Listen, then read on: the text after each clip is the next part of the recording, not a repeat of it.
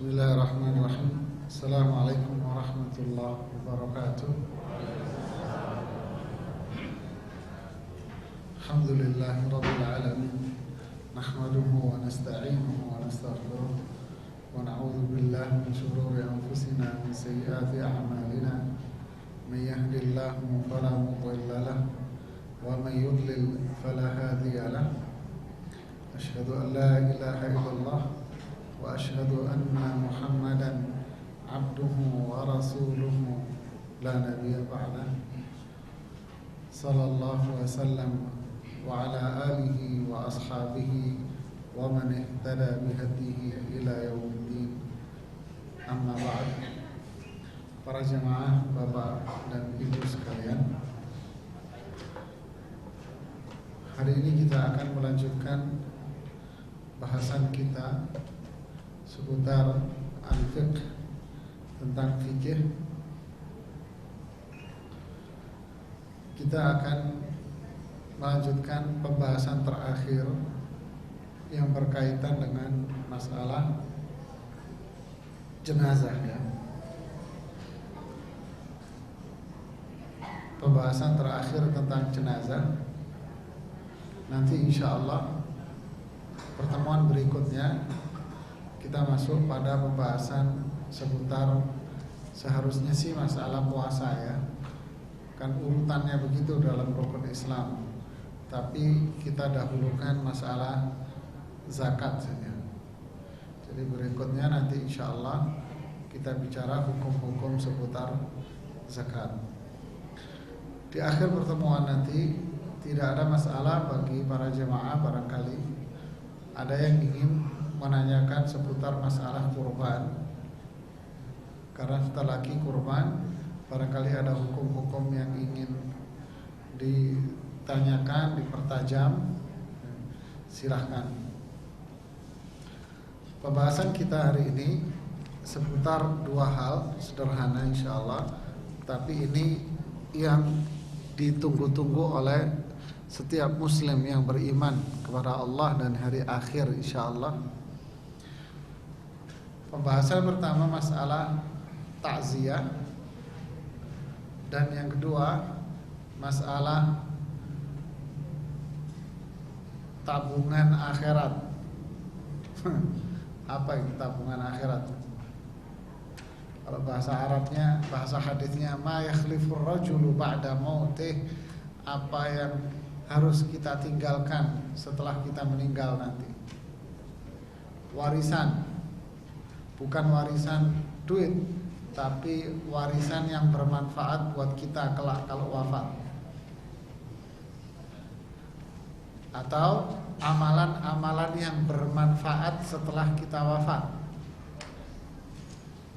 Amalan-amalan apa yang memberikan manfaat kepada kita walaupun kita sudah wafat. Apa aja itu amalannya? Banyak sekali amalan yang mungkin selama ini kita tahu, sedekah jariyah, anak soleh. Ada banyak amalan-amalan yang lain yang bisa kita coba untuk kita tanam dari hari ini sedikit demi sedikit, agar kita punya keran-keran pahala ketika kita wafat nanti. Pembahasan pertama tentang masalah takziah. Takziah itu apa?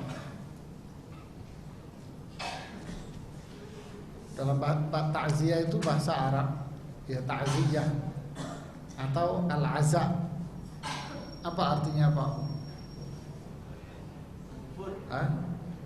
Ngubur,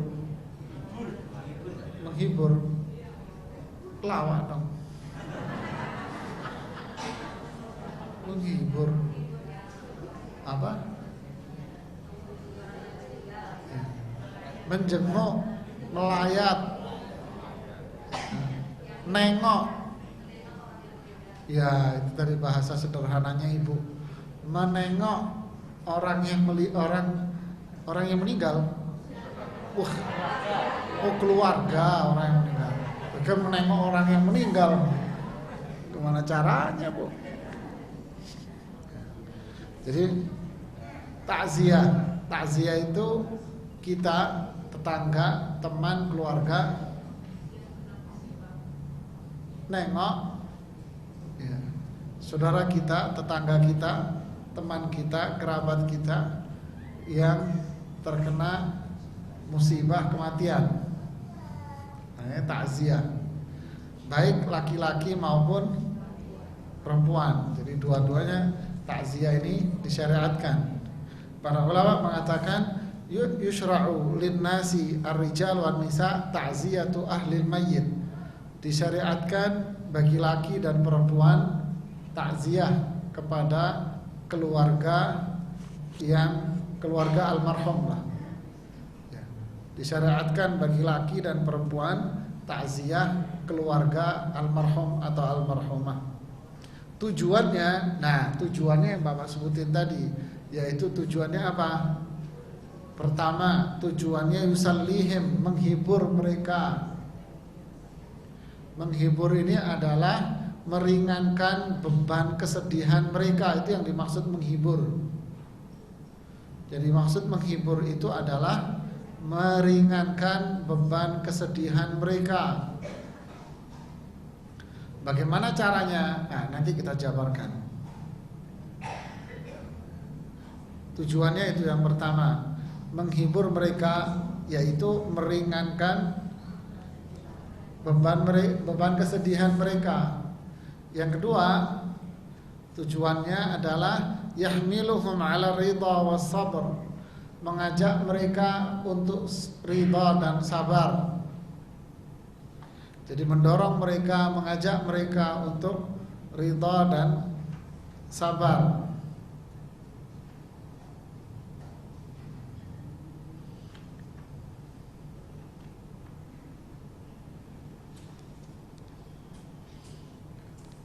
Dan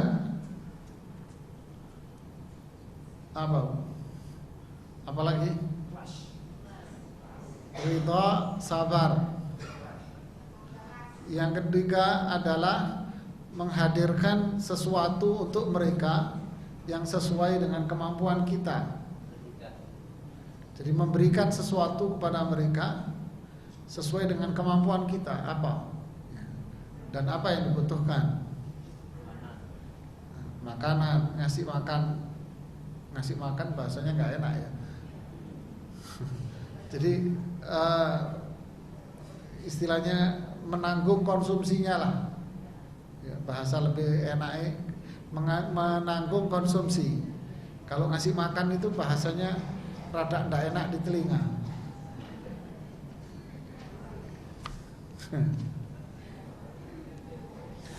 Jadi orang yang keluarga almarhum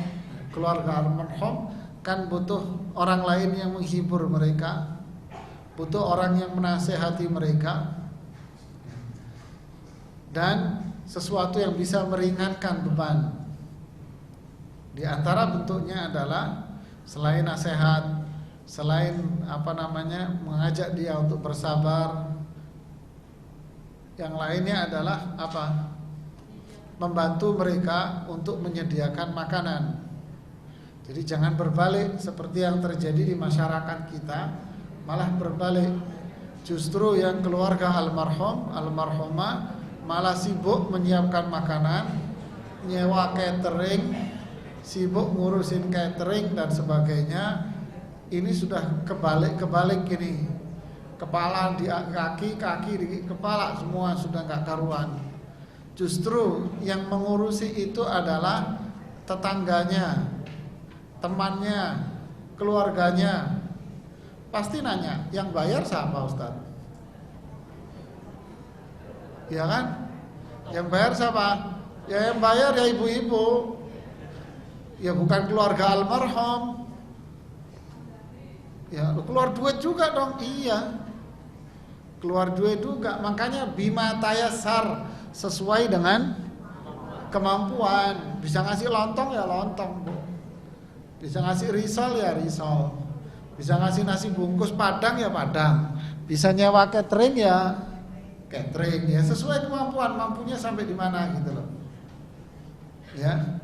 Jadi kalau membantu seseorang jangan setengah-setengah, sekalian bantu pahalanya gede.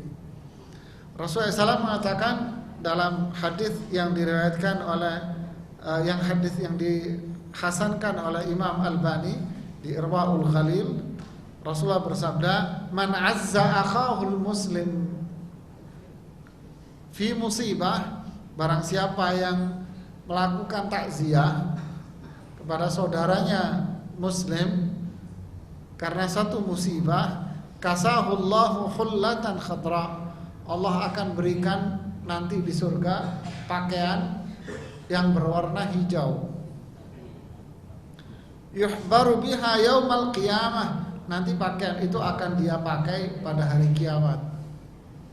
Qila ya Rasulullah, ma yuhbar? Apa yang dimaksud dengan yuhbar? Yuhbar itu adalah yuhbit, dia akan turun sambil mengenakan pakaian dari surga. Jadi masya Allah, di tengah orang nggak pakai baju telanjang, dia pakai baju dari surga, Allah yang kasih. Kenapa? Karena dia semasa di dunia rajin takziah, menghibur dan ngasih makan, mendoakan orang. Jadi ini fadilah, keutamaan dari takziah terhadap si mayit. Ada beberapa hal yang perlu kita ketahui ketika kita takziah. Yang pertama, mendoakan si mayit, mendoakan keluarga si mayit, mengajak dia untuk bersabar. Apa yang diucapkan? Yang diucapkan adalah seperti yang disabdakan oleh Rasulullah SAW di hadis Bukhari Muslim, lillahi ma akhad wa ma a'ta wa kullu syai'in indahu bi ajalin musamma wal tasbir wal tahtasib. Panjang amat ya. Lillahi ma akhadha wa a'ta, ma a'ta, hanya milik Allah, kekuasaan Allah, apa yang telah diambil dan apa yang telah diberikan oleh Allah. Artinya hanya Allah yang berhak untuk ngasih dan Allah yang berhak untuk mengambil. Ya. Wa kullu syai'in bi ajalin musamma, segala sesuatu yang ada di muka bumi ini ada expirednya, ada usianya. Bi ajalin musamma, ada waktu berakhirnya. Wal tasbir wal tahtasib, hendaknya kamu bersabar dan kamu mengharap pahala dari Allah. Maksudnya kamu ini siapa? Keluarga si mayit. Jadi ketika takziah datang, mengucapkan doa ini di depan mereka. Inna lillahi, bukan wa inna ilaihi raji'un. Inna lillahi ma akhadha wa ma a'ta wa kullu syai'in bi ajalin musamma wal tasbir wal tahtasib. Tulis. Ada buku panduan jenazah, buku fikih ringan. Di situ ada tulisan hadisnya. Taruh lupa aku.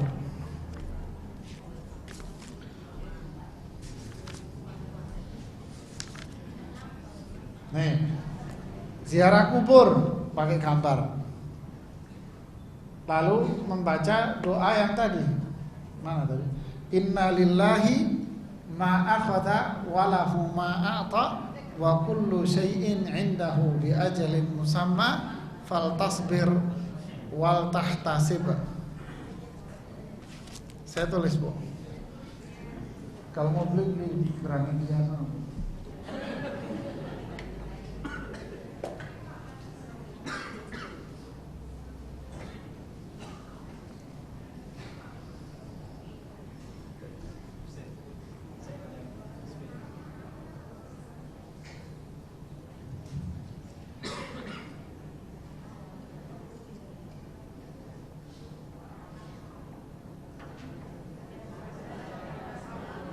Kelihatan ya?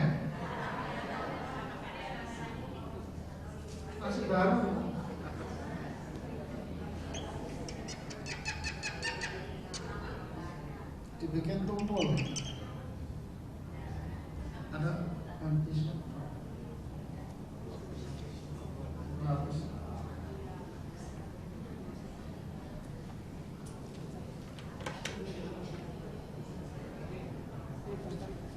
Ya, bisa.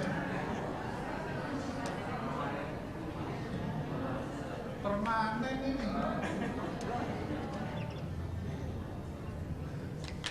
Jadi ditimpa namanya sudah lama, sudah biar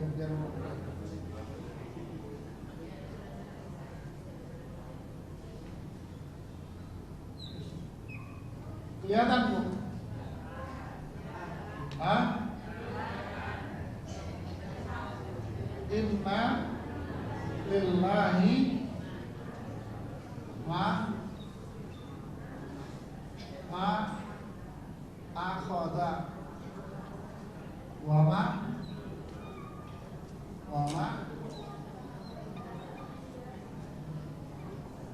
a'ta wa kullu syai'in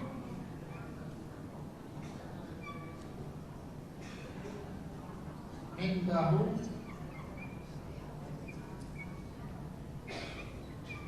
bi ajalin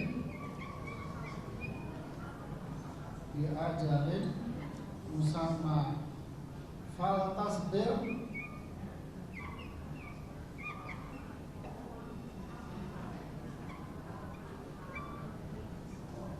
wal tahtasib.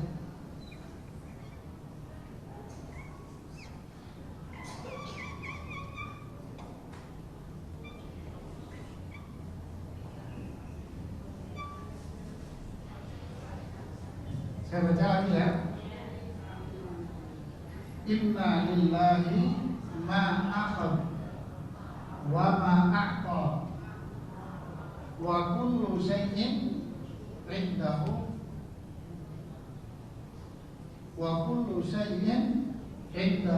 bi ajalin musamma fal tasbir wal tahtasib. Inna lillah, semuanya hanya milik Allah. Ma'akhadha, apa yang diambil oleh Allah dan apa yang dia dikasih oleh Allah. Jadi Allah yang berhak ngambil, Allah yang berhak ngasih.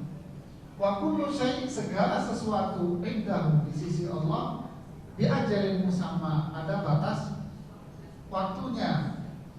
Wal faltasmir wal tahtasib, hendaknya kamu bersabar dan kamu mengharap pahala di sisi Allah.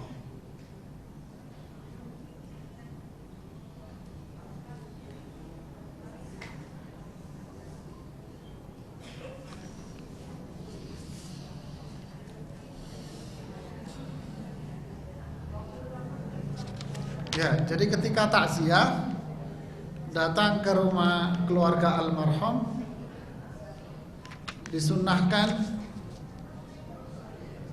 untuk membaca ini, artinya mengajak keluarganya untuk sabar.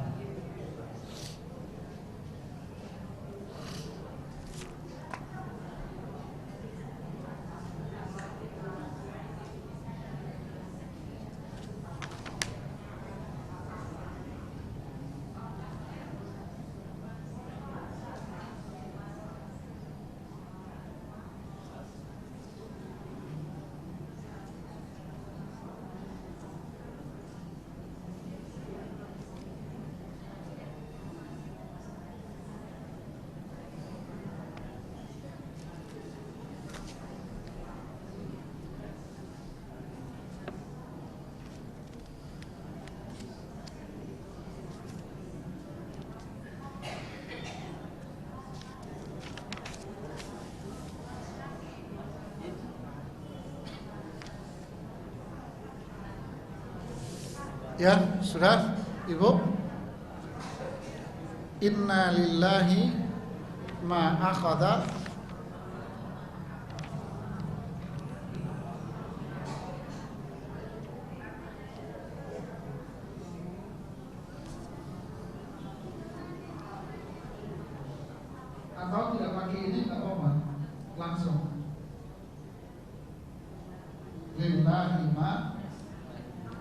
akhadha wa ma a'ta.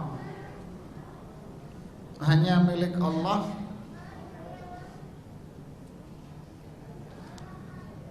lillahi ma akhadha wa ma a'ta wa kullu syai'in indahu bi ajalin musamma faltasbir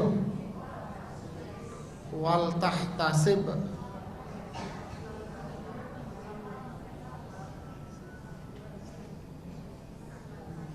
Udah? Lalu yang berikutnya, yang kedua, jadi ketika takziah menemui keluarga almarhum, dianjurkan untuk membaca ini. Lalu yang kedua, adabnya adalah tidak diperbolehkan duduk di rumah keluarga almarhum. Jagong kata orang Jawa Tengah. Tidak boleh duduk. Ya, duduk di rumah takziah situ lama, ngobrol ngalor ngidul sana kemari. Tidak boleh. Datang, menghibur dia, mendoakan dia, mengajak dia, setelah itu selesai pulang. Tidak boleh duduk. Ya, dalilnya apa? Dalilnya adalah hadis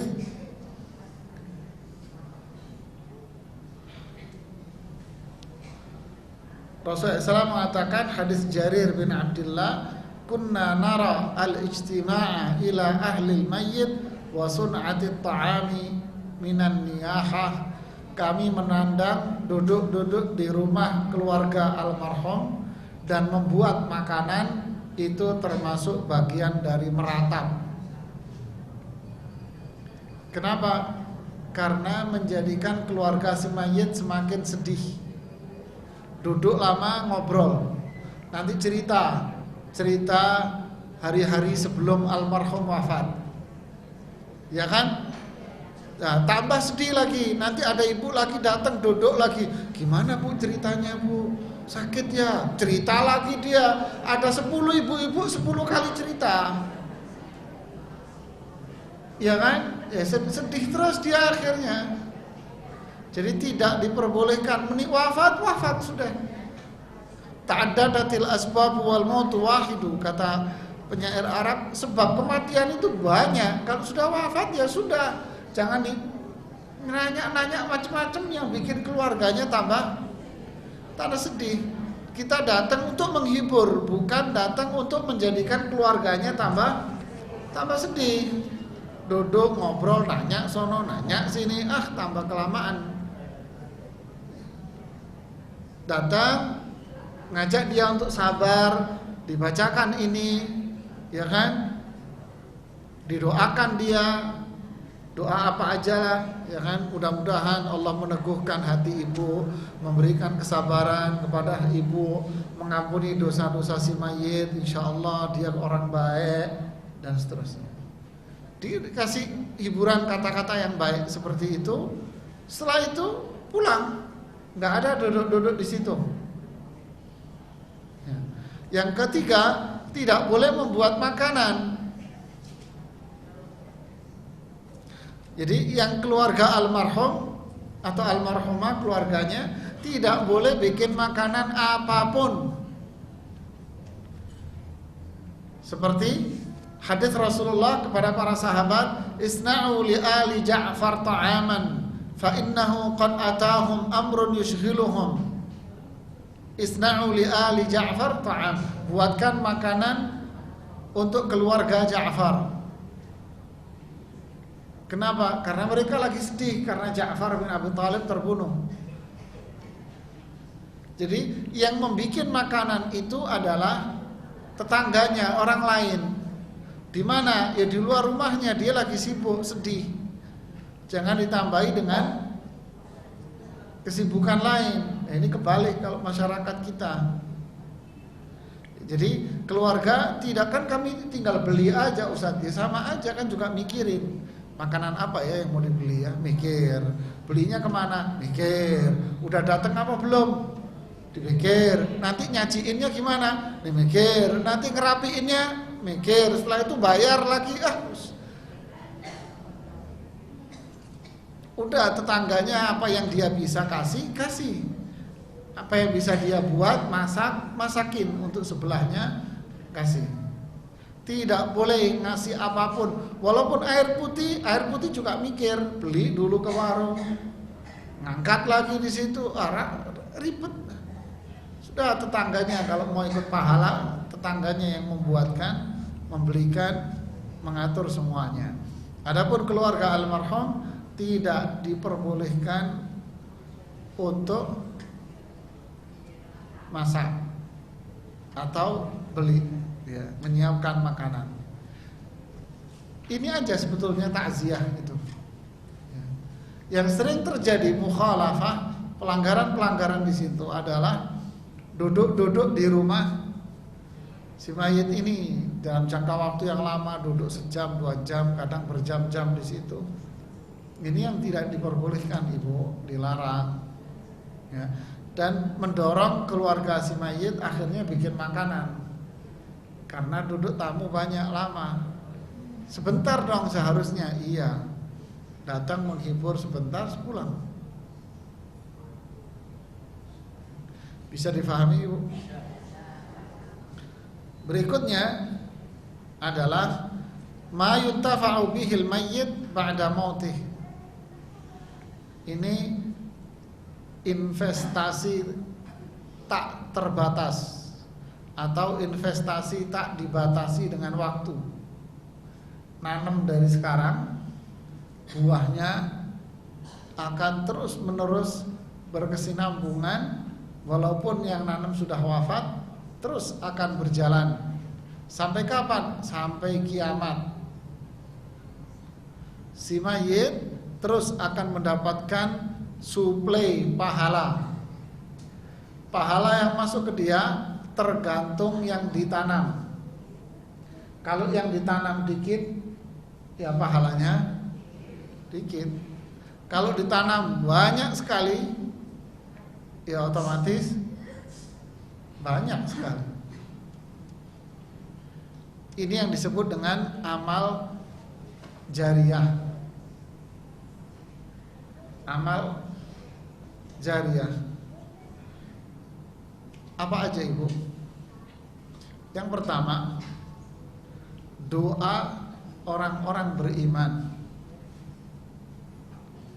Doa orang-orang beriman kepada dia. Seperti di doa yang kita selalu baca. Apa itu? Rabbana ighfir lana wa li ikhwanina alladzina sabaquna bil iman. Ya Allah, ampunilah dosa-dosa kami dan dosa orang-orang atau saudara-saudara kami yang telah mendahului kami. Jadi setiap ada orang beriman yang mendoakan dia, membaca doa ini, maka dia akan mendapatkan pahalanya, Pak. Di antara doa itu, doa yang dipanjatkan ketika masuk kuburan. Ya kan? Apa doa masuk kuburan?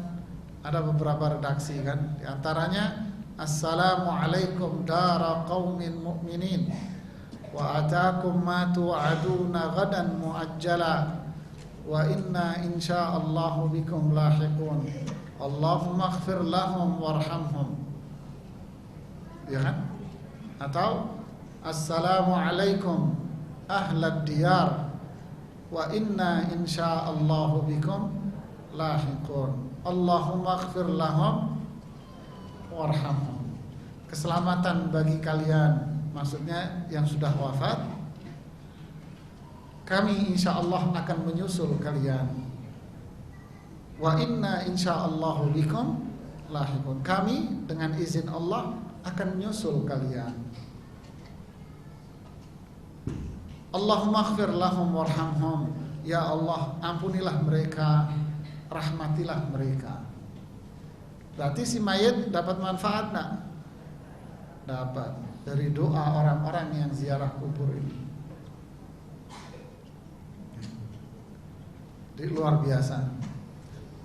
Makanya para ulama as-salafus saleh ketika mereka selalu mengatakan Mari kita ziarah kubur. Maksudnya agar hati-hati kita ini lunak. Kita nggak paham, yang kita baca artinya apa nggak ngerti. Pokoknya kata Ustadz kalau masuk kuburan, Assalamualaikum ahlal kubur. Artinya apa? Nggak tahu. Jadi nggak dihayati. Padahal artinya itu wa inna insyaallahu bikum, kami mau nyusul kalian loh. Nah, serem, artinya serem Pak. Kami mau nyusul kalian. Itu begitu bunyinya, tapi nggak tahu ngerti nggak gitu loh. Kami mau nyusul kalian. Ya Allah, ampunilah mereka, rahmatilah mereka. Nah, ini yang pertama. Jadi orang yang sudah meninggal, dia akan terus mendapatkan pahala dari mana? Doa orang-orang muslim yang mendoakan dia. Yang kedua, dia akan mendapatkan kebaikan apa? Jadi begini, sebelum saya jawab yang kedua, si A ketika hidup punya utang, sampai wafat. Ketika dia wafat, hutang dia itu akan menjadi beban buat dia, iya kan? Akan jadi beban itu, akan penghalang bagi dia untuk mendapatkan kebaikan dari Allah, karena hutang itu. Nah, dia akan mendapatkan kebaikan kapan? Ketika ada orang melunasi hutangnya. Nah, ini yang kedua. Jadi si mayit kalau punya hutang, maka dia akan mendapatkan kebaikan, istilahnya terlepas dari tanggungan, dan kebaikan dia, pahala dia akan dia peroleh utuh kalau ada orang yang melunasi hutangnya. Makanya di dalam fikih melunasi utang itu didahulukan daripada bagi warisan, Bu. Ya. Bayar hutang dulu sebelum bayar wasiat. Jadi utang itu duluan. Min ba'di wasiyatin yusi biha audain. Setelah wasiat yang dia sampaikan atau setelah hutang. Para ulama bersepakat, kebanyakan para ulama mengatakan hutang lebih didahulukan daripada wasiat, apalagi warisan belakangan kalau ada sisanya nanti. Jadi bayar hutangnya dulu. Bagaimana dengan leasing itu? Kredit, ya, maka si mayit harus dibebaskan dari kreditan itu semua. Caranya ahlul mayit, al-warathah, ahli warisnya, dia yang menanggung semuanya. Jadi berubah, bukan jadi tanggung jawab si mayit, tapi sudah tanggung jawab ahli waris. Paham ya, Pak ya? Jadi kalau punya utang harus diperhatikan. Yang ketiga, kalau seseorang wafat sedangkan dia punya hutang puasa, kapan dia akan mendapatkan bantuan pertolongan? Shoma anhu waliyuh, kalau walinya berpuasa untuk dia. Ya, seperti dalam hadis Aisyah bahwa Rasulullah SAW bersabda di hadis Bukhari Muslim, man mata wa alaihi saumun shoma anhu aliyuh, barang siapa yang meninggal sedangkan dia punya hutang puasa, maka ahli warisnya yang menggantikan dia berpuasa. Umpama nih kemarin gak puasa karena satu hal, sampai Ramadan selesai belum dibayar, kemudian dia meninggal, maka ahli warisnya yang menggantikan, kecuali dia selama di bulan Ramadan sakit keras yang menghalangi dia untuk tidak berpuasa lalu wafat, maka cukup dibayar fidyah. Ya, cukup dibayar fidyah. Beda ya kondisinya ya. Nah, Tapi kalau dia nggak puasa karena satu hal, waktu itu dia pergi, perempuan umpama lagi haid mens, dia nggak puasa, belum sempat dibayar, lalu wafat, ya, man mata wa alaihi saum, barang siapa yang wafat, sedangkan dia punya hutang puasa, sama anhu waliyuh, walinya, ahli warisnya yang menggantikan. Siapa itu? Anaknya. Nah, dengan anaknya berpuasa, walinya berpuasa, berarti si mayit mendapatkan apa? Manfaat. Ya, dia utang dia sama Allah bebas, lunas sama Allah. Karena apa? Anaknya berbuat baik terhadap dia. Artinya pula anak itu menunjukkan bahwa dia adalah anak yang saleh dan salihah. Yang keempat, jika semasa hidupnya si mayit nazar belum sempat dikerjakan, maka itu akan membebani dia di kuburan. Umpama dia dulu bernazar ingin melakukan apa gitu ya, nazar melakukan sesuatu, tentu nazarnya ini mubah atau nazar taat, ketaatan. Umpama ya, contoh, saya pengen bangun masjid ketika sakit nih, saya nanti kalau sembuh saya mau bangun masjid. Sembuh beliau, qadarallah sembuh, tapi setelah sembuh belum sempat beliau realisasikan, keburu wafat. Sembuh, sudah sembuh, lain lagi kalau nggak sembuh ya. Sembuh, sehat, walafiat, sudah normal seperti biasa, tapi karena satu hal belum beliau laksanakan, kemudian wafat. Berarti kan ada nazar. Ada nazar. Atau umpama begini, ini yang sering terjadi, ini pengalaman saya ya. Dia mau jual rumahnya dia. Nanti kalau rumah itu laku, saya mau pengen bangun masjid di kampung. Ini sering ini saya seperti ini ya. Saya kalau mau rumah ini laku atau tanah dia atau ruko atau apa, kalau laku nanti uangnya sebagian mau saya pakai untuk bangun masjid. Dan bentuknya nazar, bukan sekedar keinginan. Saya bernazar mau bangun masjid. Nah, nazar itu kan harus diucapkan nazar gitu ya. Lalu rumahnya laku, terus wafat langsung beliau. Sempat melakukan tidak? Belum. Nah, apa yang harus dilakukan? Ahli warisnya harus melakukan nazarnya itu. Karena itu bentuknya man nadzara an yuti Allah falyuti'hu. Barang siapa yang bernazar dalam hal ketaatan, hendaknya dia kerjakan. Ketika dikerjakan, maka si mayit almarhum mendapatkan manfaat dan kebaikan dari itu. Kalau sekedar keinginan, kepengen, enggak bisa. Itu nanti jadi warisan. Nah, ada perhitungan sendiri. Ini bicara nazar. Saya bernazar kalau rumah itu laku, pengen bangun masjid atau pengen beli Quran, mau saya bagi-bagi umpamanya gitu ya, atau saya mau ngasih ke fakir miskin sekian, dia sebut. Nah, itu nggak sempat melakukan, maka ahli warisnya yang melaksanakan nazar itu.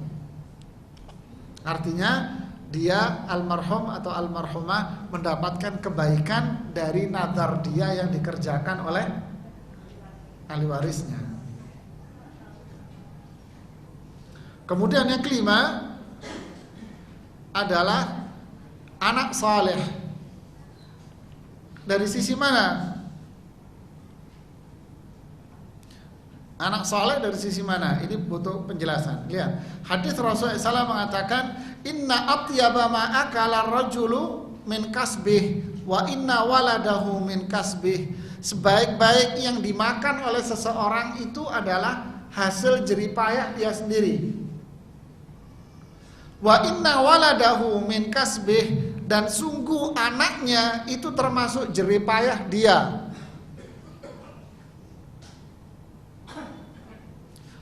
anaknya termasuk bagian dari ayat wa an laisa lil insani illa ma, manusia tidak berhak mendapatkan apapun kecuali apa yang sudah dia termasuk perbuatan dia adalah melahirkan anak yang soleh. Melahirkan anak yang, artinya apa Bu? Apapun yang diperbuat oleh anak ini, bapak ibunya yang wafat mendapatkan pahala Bu. Contoh, anak ini rajin ngaji Bu, ngaji terus.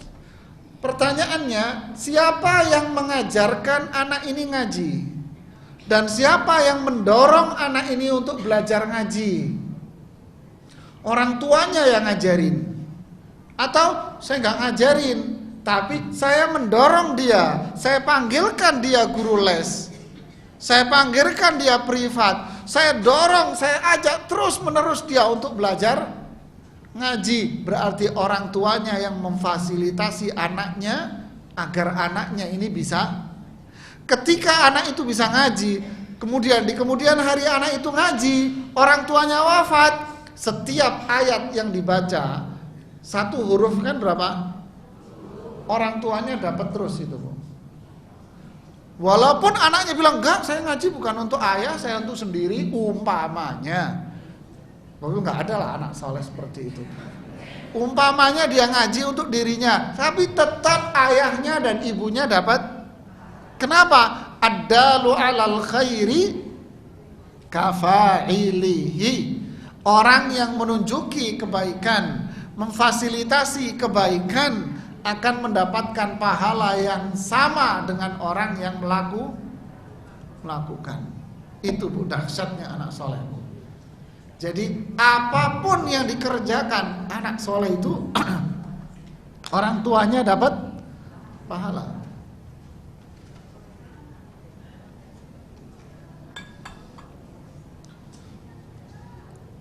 Jadi kalau umpama nih, ini semua tentu berkaitan dengan ibadah, ya. Orang tuanya berhasil menjadikan anaknya ini anak yang taat ibadah kepada Allah, ngerti agama, apalagi anaknya bisa mengajarkan orang agama, maka setiap langkah ibadah, setiap langkah dari anak ini, orang tuanya pasti akan mendapatkan pahala yang sama seperti yang didapat oleh anak ini. Gimana? Luar biasa ya. Dengan catatan, kata para ulama, dengan catatan orang tuanya yang memfasilitasi dan mengajarkannya. Orang tuanya yang mengajarkan atau mendorong dia, yang memotivasi dia orang tua.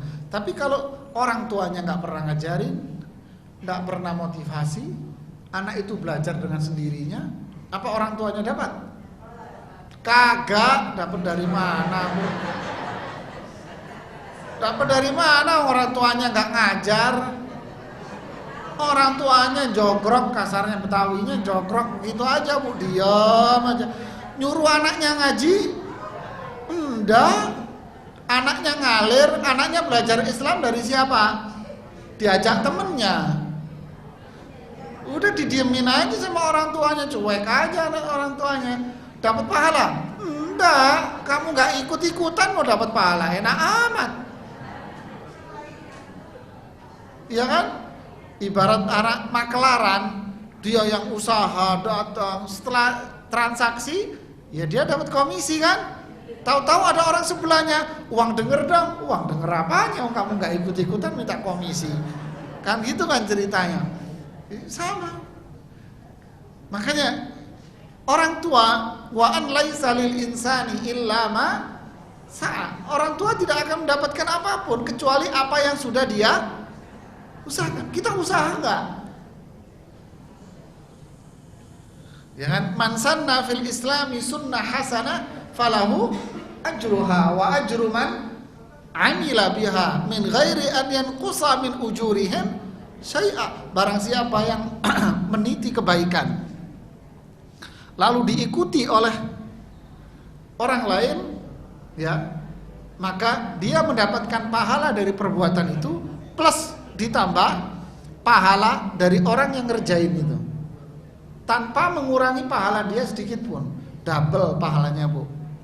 Orang tuanya dapat pahala. Pahalanya apa? Mendidik anak. Berhasil mendidik anak, surga itu. Yang kedua, dia akan dapat pahala dari apa? Dari amal ibadah, perbuatan baik yang dilakukan oleh anak itu akan selalu mengalir kepada orang tua. Makanya sering kita melihat kalau ada orang tuanya wafat, salah satu anaknya itu ada anak soleh, dia mengatakan, untung ayahmu punya kamu.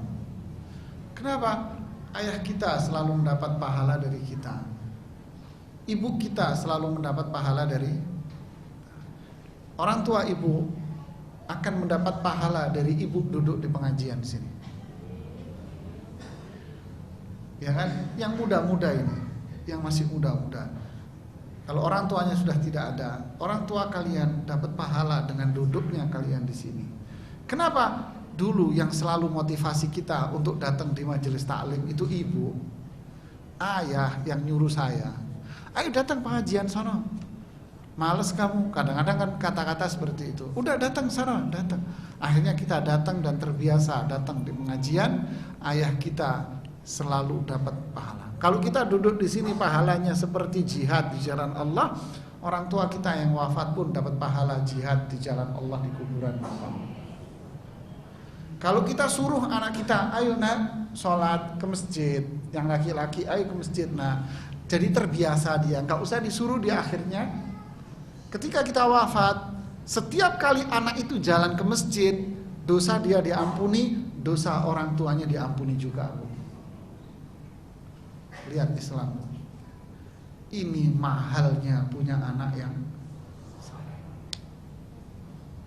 Ini yang harus kita pertaruhkan, Bu, untuk mendidik anak yang soleh ini. Apapun, anak yang soleh jauh lebih mahal harganya dibanding dunia dan seisinya. Nggak bisa dinilai dengan dunia. Anak yang soleh dinilai dengan surga. Lihat di surat At-Tur. Surat At-Tur ayat ke-6. Walladzina amanu wattaba'athum dzurriyyatuhum biimanin alhaqnahum bihim wama alatnahum min amalihim min syai'. Surat At-Tur kalau enggak salah ayat yang ke-6. Walladzina amanu, orang-orang yang beriman. Lihat redaksi ayatnya ya. Walladzina amanu, orang-orang yang beriman. Wattaba'athum dzurriyyatuhum. Dzurriyyah itu apa? Keturunan, anak, ya kan? Keturunan dia, anak, istri, suami. Ittaba'athum, mengikuti mereka. Orang-orang yang beriman, lalu dia punya keturunan, lalu keturunan ini mengikuti dia. Alhaqnahum bihim. Kata Allah, kami akan ikutkan orang tua itu bersama dengan anak-anaknya. Wama alatnahum min amalihim min syai'. Kami, kata Allah, tidak akan mengurangi perbuatan dia, pahala dia sedikit pun. Subhanallah. Ayatnya mungkin saya lupa, ayat 6 apa ayat berapa? Ayat berapa, Bu? 21, terima kasih, Bu. Ayat 21 surat At-Tur. Lihat, Bu. Orang-orang yang beriman, lalu dia punya keturunan. Keturunannya dia ikut bapaknya, ikut ibunya. Dari sisi apa? Kesolihan, keimanan, ketakwaan, kebaikan ibunya, ayahnya alhaqnahum bihim. Maka ayah ibunya itu digabungkan dengan anaknya di surga kelak. Dan Allah tidak akan mengurangi sedikit pun pahala mereka. Abdullah ibnu Abbas mengomentari ayat ini di tafsir Ibnu Katsir. Beliau mengomentari apa? Beliau mengatakan dengan bahasa saya ya, sebetulnya kata Ibnu Abbas, sebetulnya orang tuanya itu gak layak masuk surga. Atau sebetulnya orang tuanya itu di surga, tapi di surganya lapisan yang paling bawah. Karena anaknya lebih soleh dari bapaknya, lebih soleh dari ibunya, dan kesolehan anak itu dulu yang ngajak, yang memfasilitasi, yang mendorong anak itu ibunya, ayahnya, maka ayah ibunya yang dulu nggak di surga, nanti nggak di surga, diangkat oleh Allah, dimasukkan di surga karena anaknya. Atau dia di surga di lapisan bawah, diangkat oleh Allah derajatnya, dimasukin disebutkan di dalam hadis, saya lupa redaksinya, nggak salah hadisnya itu sahih. Ketika seorang anak masuk surga, dia berhenti di pintu surga, tidak mau. Ketika Allah bertanya, kenapa kamu nggak masuk surga? Ayahku, ayahku, ibuku, ibuku. Lalu dimasukkanlah ibunya, diangkat dari neraka, ayahnya diangkat dari neraka, dan dimasukkan surga bersama dengan anaknya yang saleh. Ini ibu anak yang saleh. Jadi apa yang diperbuat anak soleh itu akan memberikan hasil buah yang baik buat orang tuanya yang wafat.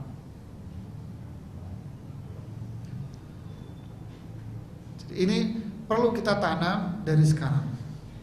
Kita berpikir orientasi menuju ke sini, Ibu.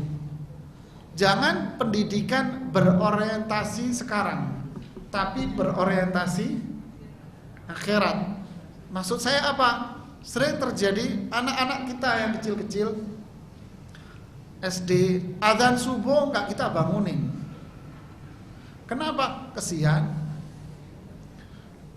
dia udah lagi sekolah sampai sore, biar dia istirahat dulu lah. Lagian kan masih kecil, nanti kalau sudah gede dia sholat. Ibu tidak ngajarin anak soleh. Ibu tidak memfasilitasi, bapak tidak memfasilitasi anak ini menjadi anak yang soleh. Kalau kita wafat nanti ibu bapak nggak dapat apa-apa dari anak ibu. Contoh lagi, anak kita yang masih gadis-gadis tidak kita suruh pakai jilbab. Ibunya yang tua pakai jilbab, anaknya pakai celana pendek, anaknya keluar pakai celana jeans, pakai kaos, auratnya dibuka. Ibu hanya bilang, bapak hanya bilang, Ustadz sudah saya suruh, tapi dia tidak mau. Begitu doang. Cuman sama begitu. Ibu hanya berpikir sekarang, bapak ibu tidak berpikir akhirat. Dia tidak mau, Ustadz. Lebih penting mana dia masuk neraka nanti di akhirat, kita masuk neraka, atau anak ini ngambek sekarang? Lebih milih mana? Mending ngambek sekarang, nangis nungging di kamar, saya nggak ngurus. Itu Bu. Mana celanamu yang kamu pakai? Ini robek, gunting, bakar. Nangis, ngambek, paling seminggu. Nggak makan, biarin. Daripada dia makan, tapi makan api neraka di akhirat Bu. Mau? Gak ada orang mau. Itu yang saya bilang, kita berpikir maslahat sekarang. Kita berpikir sekarang Bu, kita berpikir sekarang. Kita tidak berpikir kalau anak kita nanti di akhirat masuk neraka apa enggak, kita nggak pikir. Iya kesian, nanti kalau dipaksa nanti jadi stres. Nggak ada kabur, mau kabur kemana? Sudah, kalau akan kabur. Didik dari awal, dari sekarang. Ini bahasa saya bahasa keras, tapi realitanya ya nggak sekeras begini, Ibu. Ya, Ibu tahu apa yang harus Ibu perbuat dengan anak Ibu. Bapak tahu apa yang harus Bapak perbuat dengan anak Bapak. Saya hanya menyampaikan bahasa lisan. Ya, kita tidak tegas. Ibu tidak tegas untuk menjadikan anak ini saleh. Kita tidak berpikir kalau saya mati nanti saya dapat manfaat nggak dari anak saya. Kita nggak berpikir. Lihat Nabi Ibrahim, Nabi Yakub yang dikutip dalam Al-Quran, ma ta'buduna min ba'di. Kalau saya wafat, kalian ibadahnya bagaimana? Yang kita pikirkan, kalau saya wafat, nanti kalian punya pegangan duit enggak? Pegangan rumah enggak? Punya tanah enggak? Ini yang kita pikirin. Mau mati mikir duit, Bu, orang sini, Bu. La haula wala quwata illa billah. Ini yang harus tegas dari sekarang, Bu. Tegas itu kan gak harus keras, tapi saklek, Ibu. Tidak ada bahasa, ya kalau nggak gitu terus mau diapain lah? Nggak bisa. Ibu mau milih apa? Mau surga apa neraka? Ini hukum mati, ini hukum Quran. Wah, anak saya nggak mau pakai jilbab, nggak ada istilah nggak mau, harus mau. Kenapa? Yang bicara ibu bukan saya. Kalau saya orang lain, saya orang luar, saya hanya nasehatin. Dia mau, alhamdulillah. Dia nggak mau, urusan kamu. Saya orang luar. Tapi ketika dia di bawah kekuasaan saya, ketika anak ibu masuk di pesantren milik saya, kamu telat nggak sholat, saya gebukin kamu. Saya nggak bercanda, saya dulu di pondok begitu, Bu. Kamu telat sholat, saya gebuk kakimu 10 kali. Telat lagi, saya gebuk pakai rotan segede begini, Bu. Orang tuanya datang, saya gebuk di depan mata orang tuanya. Kenapa? Di bawah tanggung jawab saya. Saya gebuk kakinya 10 kali. Telat lagi, gebuk lagi, telat lagi, gundul kepalamu. Melanggar terus, pulang, jangan mondok di sini. Saya nggak mau didik anak nakal. Tegas, Bu.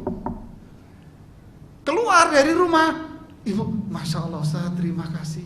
Anak saya rajin sholat berjamaah. Nah, untuk mewujudkan ini gimana caranya? Kita harus tegas.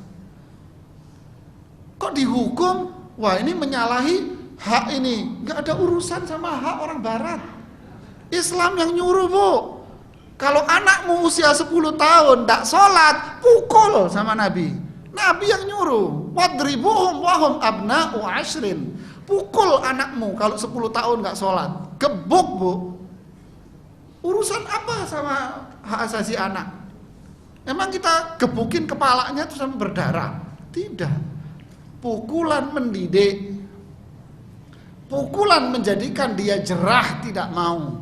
Hasan al-Basri, seorang ulama terkenal di zaman tabi'in, mengatakan apa, Bu? Di rumah saya gantung rotan gede, Bu. Di tengah rumah saya gantung. Kenapa? Biar anak-anak tahu kalau kamu nggak sholat ini turun.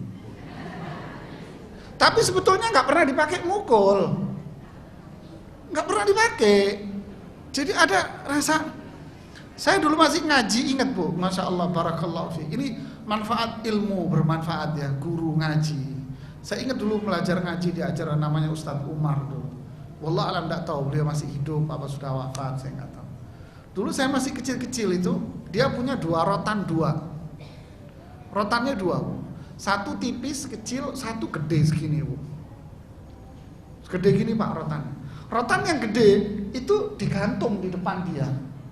Yang kecil ditaruh di bawah. Dia bilang, kalau kalian tidak hafal, kan dikasih hafalan surat. Kalian tidak hafal, saya gebuk pakai rotan ini. Sekali gebukan, kamu langsung pipis. Udah, Pak, takutnya luar biasa. Padahal nggak pernah diturunin ini, nongkrong di atas terus. Tapi rasa takutnya itu terbayang-bayang sampai sekarang.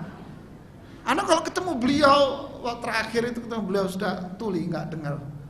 Terbayang, ya Allah, tongkatnya yang digantung. Dah hafal, pipis kamu. Ya gimana nggak pipis, orang ketakutan. Itulah, Pak. Jadi anak termotivasi. Tegas, tapi kan gak keras. Kita tegas kagak, lemot, berharap anaknya jadi anak. Mau anak soleh apa? Lawang anak soleh baru mekar, ibu biarin keluar di sono dengan bunga yang mekar dicium semua orang di pinggir jalan. Terus ibu berharap anak itu jadi anak soleh. Dari mana? Tutup, Bu, tutup biar nggak bau ikan asinnya. Tutup mawarnya biar nggak dinikmati orang. Nggak mau Ustadz, nggak ada, nggak mau, paksa, mau. Paksa. Mau keluar rumah pakai jilbab. Nggak ada jilbab, nggak ada keluar rumah. Selesai. Dia yang ambil manfaat, kita ambil manfaat, semua ambil manfaat. Ini yang harus kita tempuh, didikan. Didikan Allah Nabi, tegas, nggak harus keras. Ya, inilah poin kelima tadi adalah anak yang soleh. Bukan sekedar doa. Doa anak soleh luar biasa. Amal yang dia kerjakan pun akan mengarah kepada orang tuanya. Ya, mudah-mudahan Allah jadikan anak-anak kita semuanya menjadi anak-anak yang saleh, bermanfaat buat mereka, manfaat buat orang tuanya. Yang keenam adalah sedekah jariyah. Apa sedekah jariyah itu? Apa yang dimaksud dengan sedekah jariyah?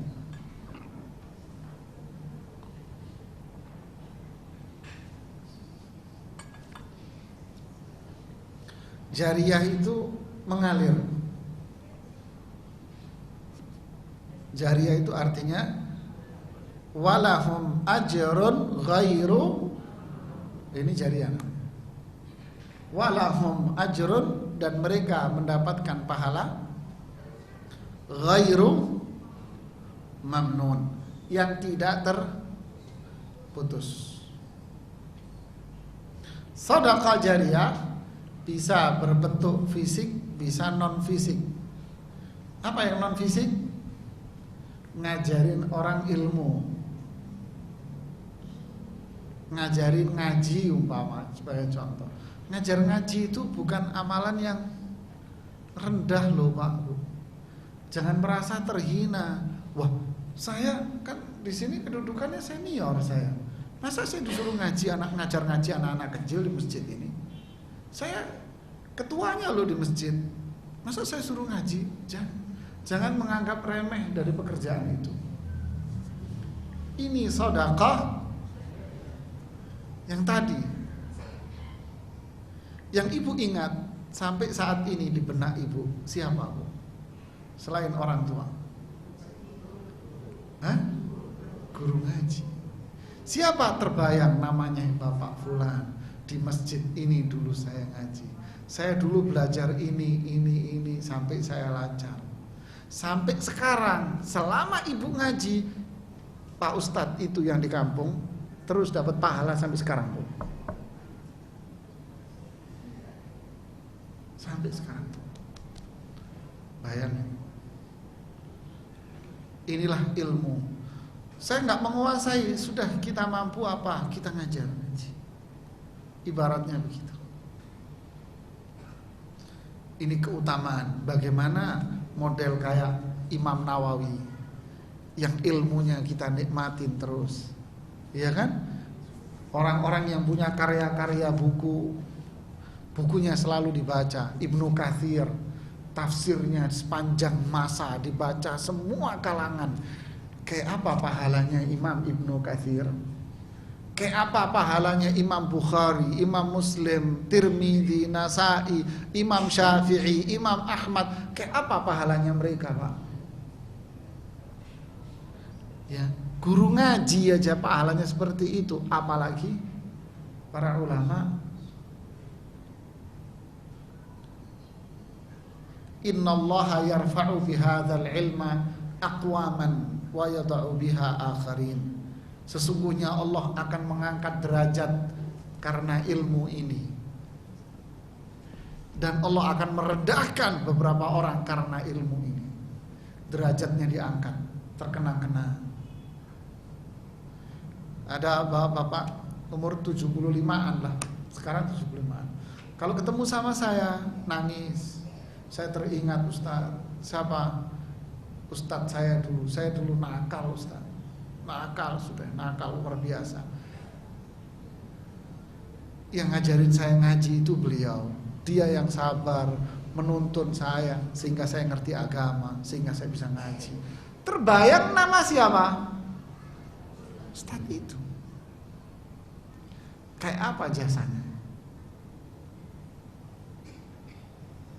Ya, jadi jangan diremehkan kayak pekerjaan.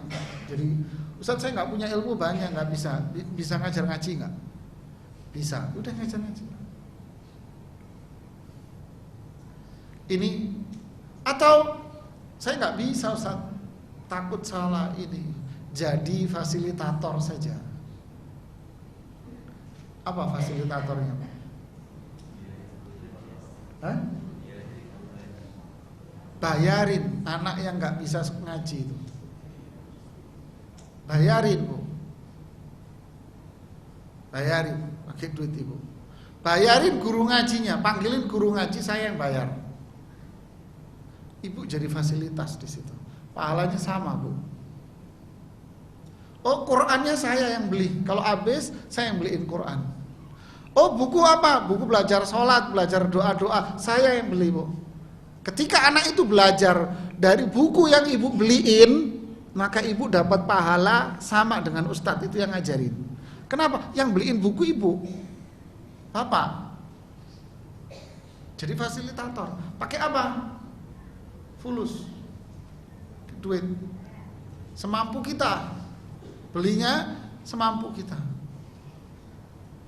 Makanya di Saudi, di Arab Saudi, orang berbondong-bondong, Pak Bu mau nyetak ke buku gratis itu.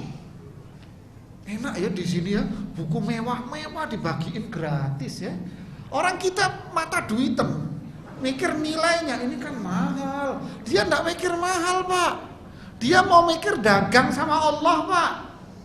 Dia mau dagang sama Allah. Dagang sama Allah, Pak. Nanti bayarnya pakai apa? Surga. Percetakan Quran tercanggih di dunia yang gratisan itu di Madinah itu. Itu tercanggih di dunia. Qurannya gratis. Kayak apa itu pahalanya Raja Saudi?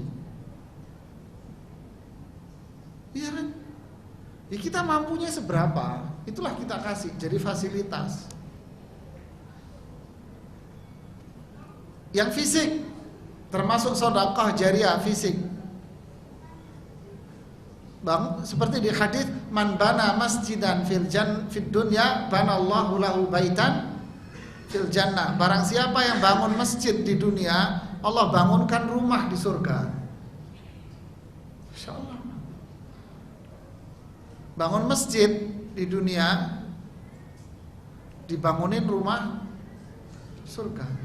Termasuk hukum masjid adalah bangun di pesantren umpama, bangun kelasnya, asramanya, fasilitas pondok. Selama asrama itu dipakai sama mereka, selama itu bapak ibu yang menyumbang dapat pahala terus, Pak. Kayak apa mulianya? Jadi ini tempat-tempat kebaikan. Buku, bangunan jariah, walahum ajrun ghairu mamnun. Ini ajrun ghairu mamnun.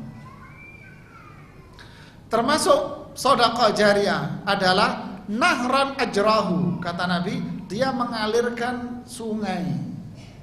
Umpama di satu desa, di situ kesulitan air bersih, kan banyak nih desa-desa kan. Nah, ibu bapak mengeluarkan dana di situ untuk apa? Membuat sumur artesis, ya, sumur artesis atau mengambil air dari mana sehingga masyarakat desa itu punya air bersih, dimanfaatkan oleh masyarakat. Selama air itu ngalir, selama itu pahala itu ngalir ke kuburan yang nyumbang sebesar air yang mengalir ke desa itu. Dengan catatan duit yang dipakai bukan duit CSR. CSR itu kan duit bunga bank. Kadang bunga bank, kadang bunga. Kalau bunga bank nggak dapat apa-apaan. Ini duit bersih, duit halal. Lihat Bu pahalanya. Ini termasuk poin-poin sedekah jariah. Jadi orang beli Quran dibagi-bagi, beli buku-buku agama, umpama buat anak-anak belajar buku pelajaran agama. Kita bicara konteks agama, buku agama, belajar sholat, belajar ini, apa dikasih biar dia punya perilaku akhlak, sehingga anak itu ketika belajar mengamalkan, maka yang ngasih buku itu dapat.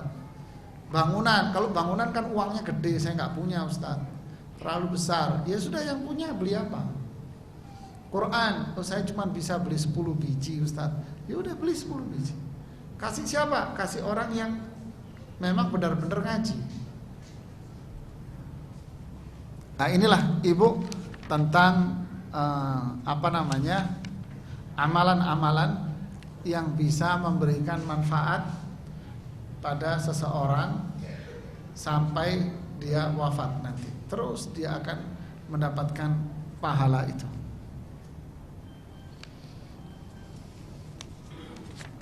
Bagaimana hukumnya menghadiahkan bacaan Al-Quran kepada orang yang mati? Umpama mari kita bacakan Al-Fatihah kepada almarhum Fulan bin Fulan. Apa hukumnya? Semua madhab mengatakan ini amalan tidak pernah ada di zaman Nabi. Di madhab Syafi'i dikatakan pahala tidak sampai kepada si mayit. Di samping ini amalan bid'ah yang tidak pernah dilakukan oleh Rasulullah dan para sahabat. Yang kedua, menurut Imam Syafi'i tidak sampai pahalanya. Bahkan Imam Son'ani di dalam kitab Subulus Salam, Son'ani ini madhabnya Syafi'i, di kitab Subulus Salam beliau mengatakan ini amalan bid'ah yang mungkar dan pahalanya tidak sampai kepada si mayit. Yasin sama. Yasin seakan-akan Quran itu isinya cuman surat Yasin doang. Seneng Yasinan, sedih Yasinan, menikah Yasin, mati Yasin, semua Yasin.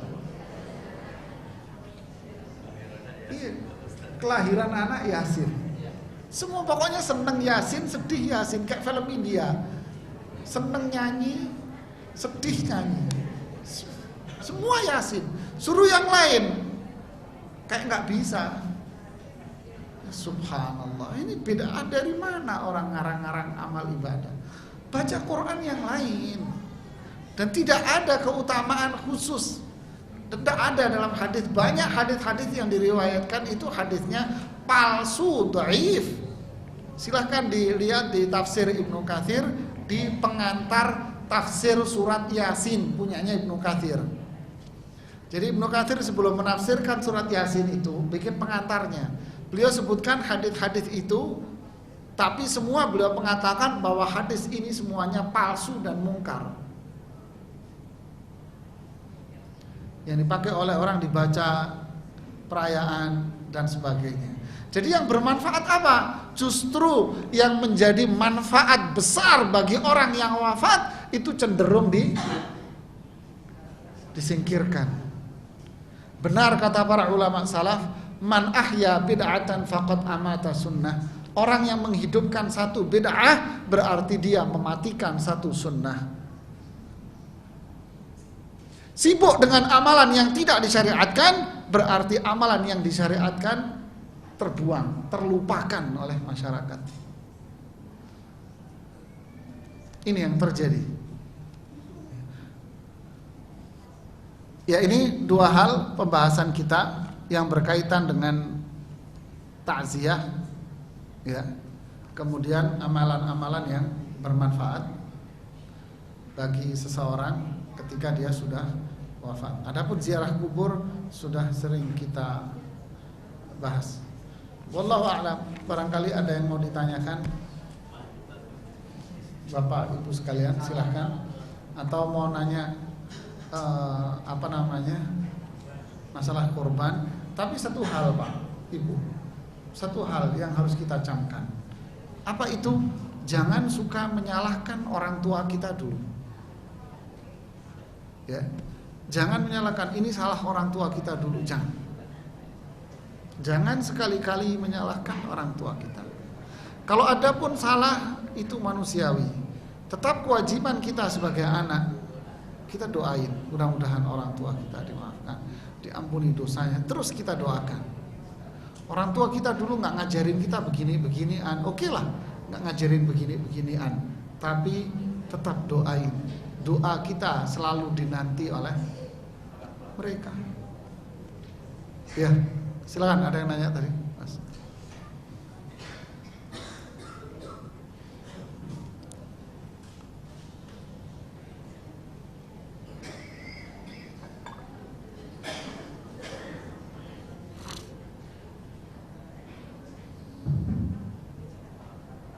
Assalamualaikum warahmatullahi wabarakatuh. Waalaikumsalam.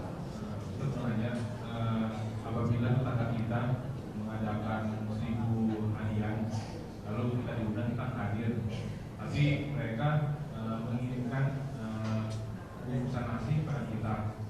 Nah, itu apa yang kita lakukan? Apakah kita buang atau kita kasih ke orang yang mampu tanpa sepengetahuan kita ini dari acara ini? Apakah itu diperkenankan? Terima kasih. Assalamualaikum warahmatullahi wabarakatuh. Waalaikumsalam. Terima kasih pertanyaannya Pak. Barakallahu fiik. Tetangga kita itu Muslim kan? Makan Pak. Dia orang Islam. Iya kan? Orang Islam. Sembelihan orang ahlul kitab, orang Nasrani, sembelihan orang Nasrani halal. Apalagi orang Islam sendiri. Jadi kita tidak boleh menghadiri acara, tapi urusan makanannya itu dia beli ayamnya di mana? Pasar, di tempat yang Bapak beli, sama. Iya kan? Sama. Kadang dia makanannya nggak masak sendiri, pesan. Lain permasalahan, wah ini nggak adil dong. Enggak, permasalahannya berbeda. Kalau Anda memanah, permasalahannya berbeda, nggak ada hubungan. Kalau Anda nggak memakan, berarti Anda menganggap ini makanan haram. Kriteria makanan haram itu apa? Kan berbeda. Jadi nggak ada masalah dengan makanannya, makan aja. Ya, ada pertanyaan lagi? Sebentar Bu, gantian. Ya. Mengenai kurban dan saat jatuhnya tanggal 1 Zulhijjah itu kapan? Karena kita kan ada hadis yang mengatakan bahwa kita tidak boleh memotong rambut dan kuku sebelum kurban kita potong. Selanjutnya yang itu yang pertama, yang kedua adalah kalau kita berkorban dengan kelompok tapi kita tidak melihat, menyaksikan korban, apakah termasuk sudah mengikuti saksi? Terima kasih jasa. Ya, ada dua pertanyaan. Terima kasih Pak. Pertama, disunnahkan memang bagi mereka yang berkurban saja, yang mau beli binatang kurban, disunnahkan, ini sunnah aja, disunnahkan untuk tidak gunting kuku, motong rambut, sama nyukur rambut. Ya, nyukur rambut tidak boleh. Motong dan nyukur rambut, udah jangan diperpanjang, paham, nyukur rambut. Bagi mereka, mulai kapan? Dimulai tanggal 1 Zulhijjah. 1 Zulhijjah jatuh tanggal kapan? Lihat di kalender Mas, saya nggak apa Pak. Itu jawabannya. Tanggal berapa? Tanggal 25 ya? Nah, saya nggak apa. 26 atau 25? 26 kayaknya ya. Dicek lah, kalau nggak 25, 26. Ya, dicek di kalender lokal, kalender Indonesia ya. Kemudian pertanyaan yang kedua tadi apa?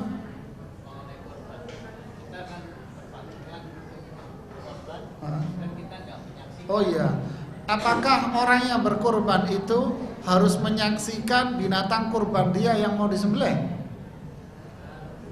Tidak, nggak ada aturan di dalam Islam. Cuman di masjid-masjid aja ditambahi syarat-syarat dari tambahan sendiri. Akhirnya seakan-akan itu menjadi bagian dari Islam, padahal bukan. Cuman mau maksud dari DKM ingin menunjukkan amanah dia, sisi amanatnya itu loh kambing kamu. Maksudnya gitu aja. Cuman karena turun-temurun akhirnya dianggap sebagai sebuah syariah, sebagai hukum. Padahal tidak, nggak ada keharusan. Lah kalau orang yang berkorban ketika haji itu harus ngelihat semua Pak, pabriknya rubuh Bu. Iya enggak?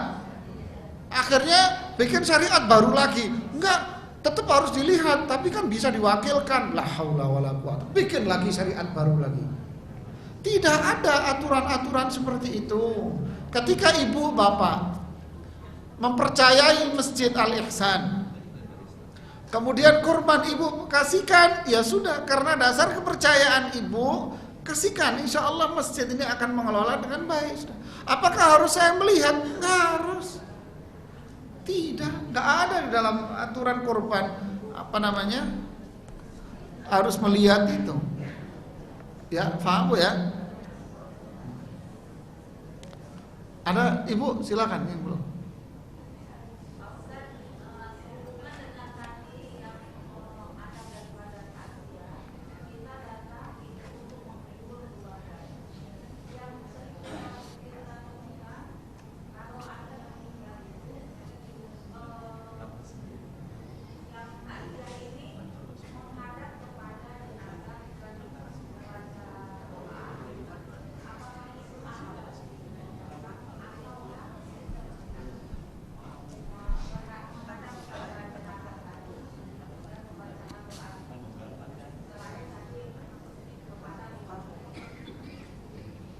Ya, terima kasih Ibu pertanyaannya. Intinya ketika kita takziah, apakah kita harus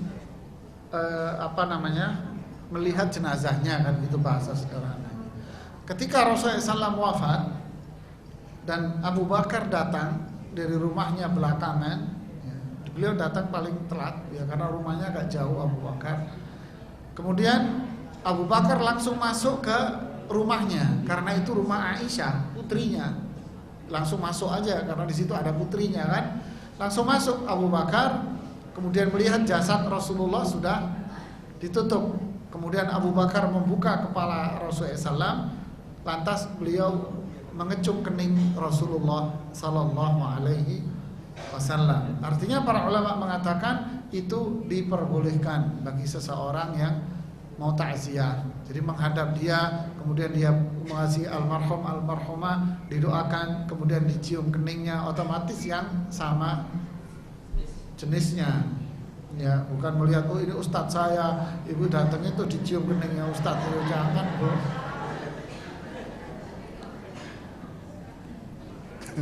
Jangan Bu. Kayak ada satu kisah Bu, satu kisah ya di Jakarta Timur sana. Seseorang wafat, kemudian datang seorang perempuan takziah dengan bawa anak kecil. Ya namanya orang dikasih takziah. Nggak taunya si cewek ini buka kepalanya terus dicium nih laki ini. Dicium. Si istrinya kaget, cemburu. Siapa kamu? Dia, saya istrinya. Terus ngomong sama suaminya yang wafat, kamu kapan kawinnya?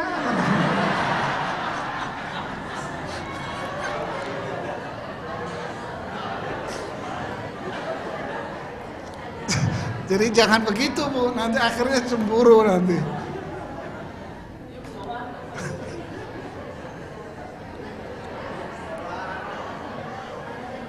Ya, terjawab ya Bu, jawabannya Bu ya. Terus ada pertanyaan lagi Ibu, silakan Bu yang di belakang. Waalaikumsalam.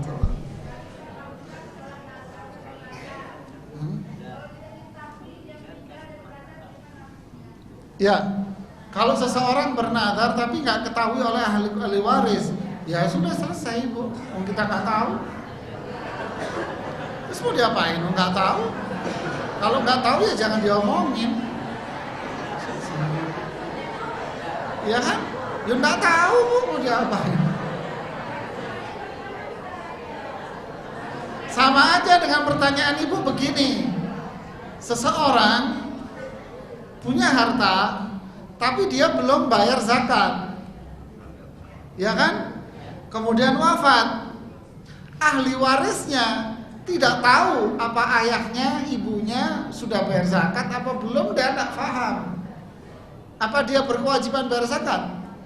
Ya nggak tahu Bu mau diapain. Ya sudah diam. Ya memang nggak ada yang tahu mau diapain. Yang bersangkutan ya wallahu a'lam. Jangan. Nggak ada yang tahu, yang mudah-mudahan diampuni sama Allah kan gitu kan. Mudah-mudahan diampuni, memang nggak ada yang tahu. Ya silakan Bu.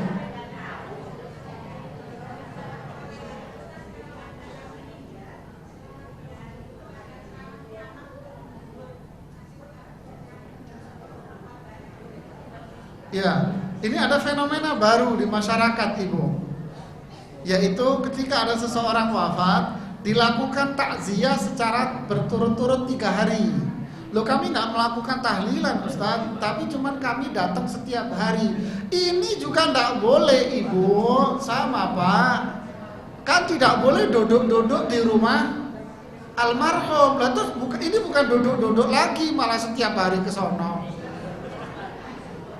Malah setiap hari ke situ. Iya kan? Iya sama, munasabah. Kondisi ceramah itu buat apa? Tujuan ceramahnya apa? Ya kan? Menghibur itu cukup dengan datang takziah, ibu bersabar atas meninggalnya suami, atau bapak bersabar meninggal anak-anak, dinasihatin segitu, didoain, sudah selesai pulang, cukup.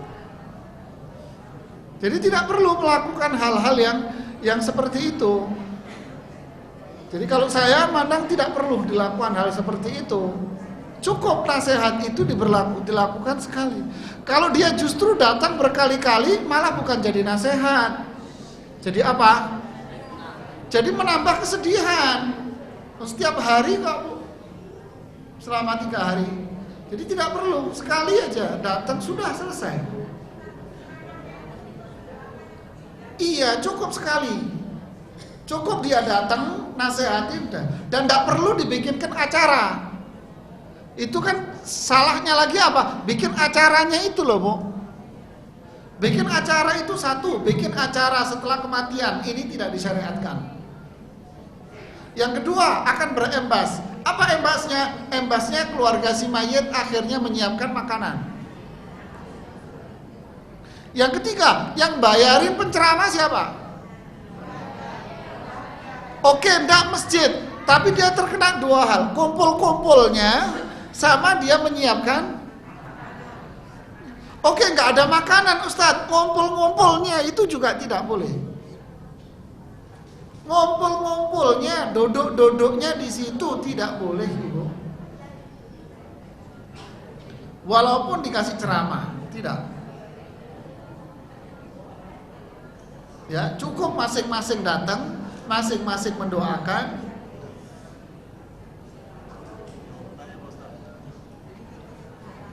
Ya, ada lagi Bapak yang belum bertanya? Sebentar. Assalamualaikum Pak Ustaz.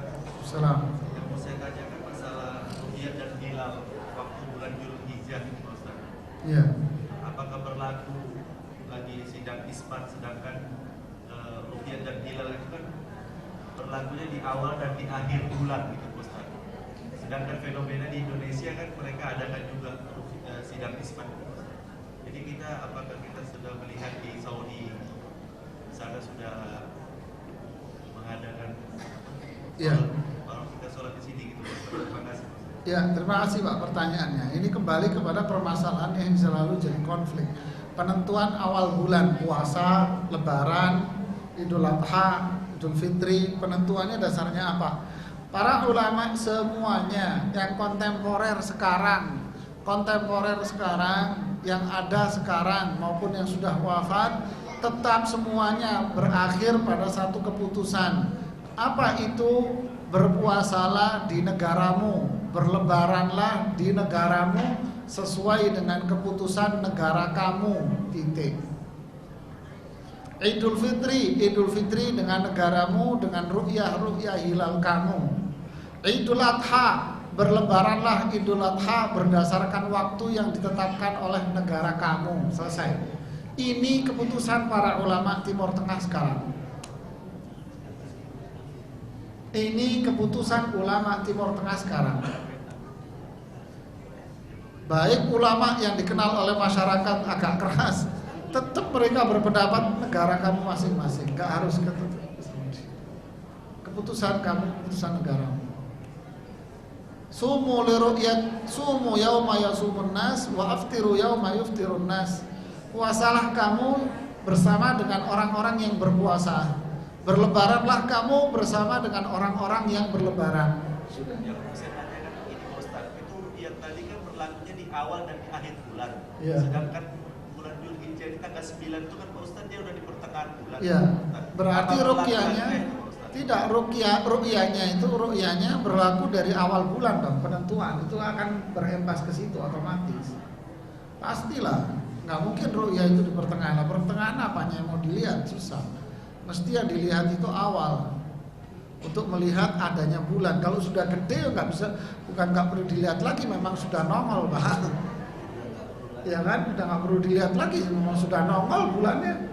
Jadi untuk menentukan satu Dzulhijjahnya, Ya berarti kan dari nggak mana? perlu isbat lagi, Bos. Hah? Nggak perlu isbat lagi kan? Tidak perlu, kan sudah bisa Tapi kan di ditentukan. negara kita ini kan isbat mereka, Ustaz. Diadakan sidang bersama. Tidak ada masalah, hanya sekedar untuk mengecek atau menetapkan konsolidasi dari semuanya, rapat konsolidasi, menyamakan persepsi, menyamakan barisan dengan umat Islam. Tidak ada masalah, positif nilai seperti itu. Ya, ini ada pertanyaan tertulis banyak banget ya. Yang pertama, di sekolah anak-anak saya diajak berkorban dengan secara kolektif. Semua anak diwajibkan, termasuk anak-anak di luar Islam, seperti anak beragama Buddha. Ini bukan kurban, Bu, kalau di sekolah ini, Bu. Apa? Makan-makan rame-rame, Bu. Kenapa? Satu anak cuma dikenai 100.000? Iya, 100.000, 50.000 kadang. Ini bukan kurban. Ini cuma rame-ramein aja, pengen menunjukkan kepada anak-anak bahwa hari ini adalah hari kurban. Terus menumbuhkan, kasih pembelajaran edukasi. Tapi yang dia lakukan bukan kurban. Ya, kedua, apabila fidyah puasa Ramadan ibu kita belum dibayarkan, itu bagaimana? Apa yang harus kita lakukan? Ya dibayar, Ibu. Kalau belum dibayar sekarang, nggak apa-apa. Berapa hari dibayar, nggak ada masalah.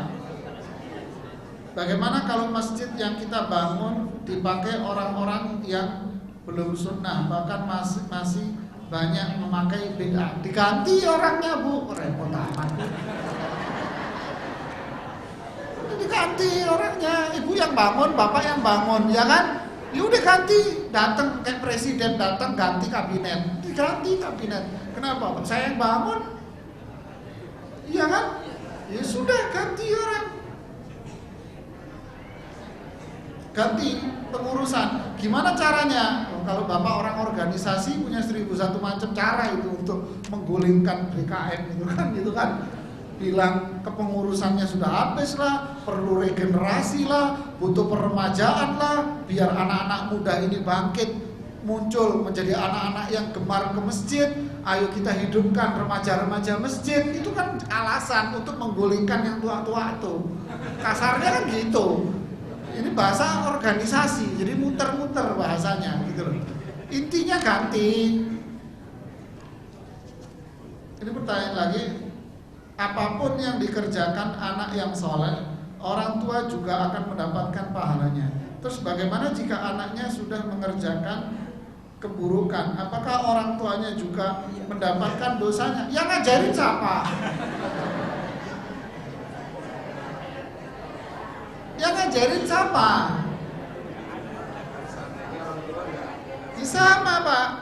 kelanjutan hadis tadi, man sanna fil islami sunnah sayyi'ah falahu wizruha wa wizru man 'amila biha. Orang yang merintis perbuatan dosa, maka dia mendapatkan perbuatan dosa ditambah dosa orang yang ikuti dia.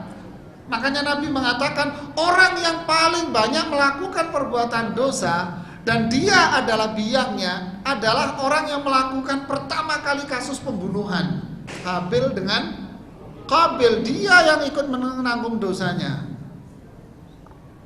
Kata Rasulullah SAW dalam hadisnya. Jadi jangan bapaknya ngerokok, anaknya ikut ngerokok didiemin. Lah kamu ngajarin anakmu merokok. Jadi bapaknya yang salah.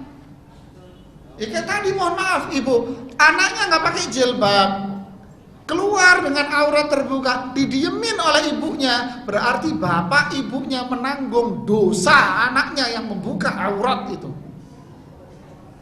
Hati-hati, ini bukan masalah sepele ibu. Nisaun kasiyatun ariyatun ma'ilatun mumilatun ru'usuhunna ka'asmimatil bukh la yajidna rihaha.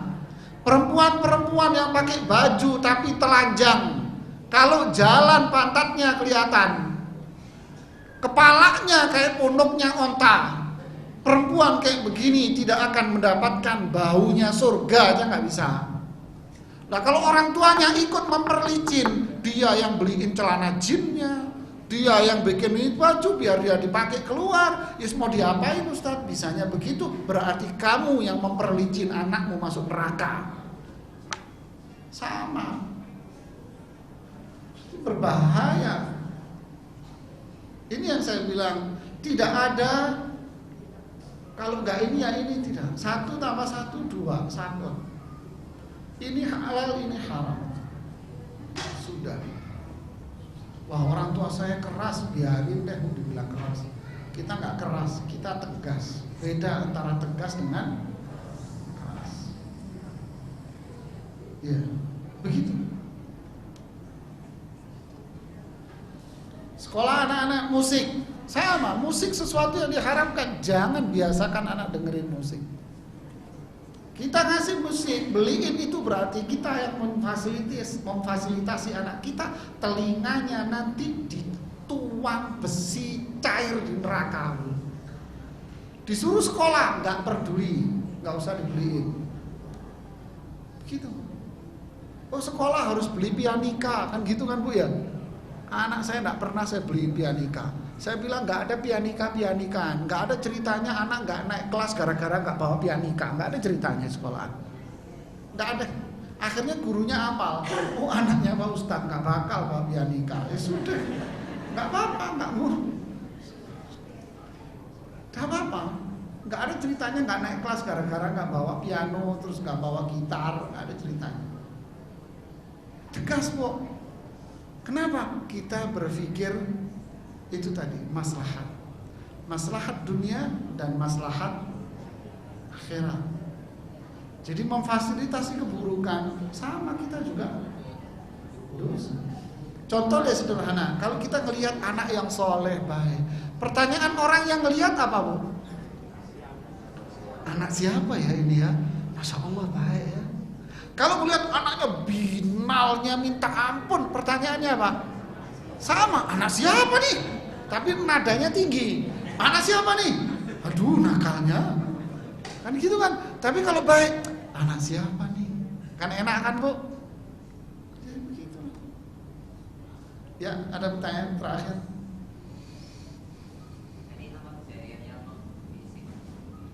Kenapa?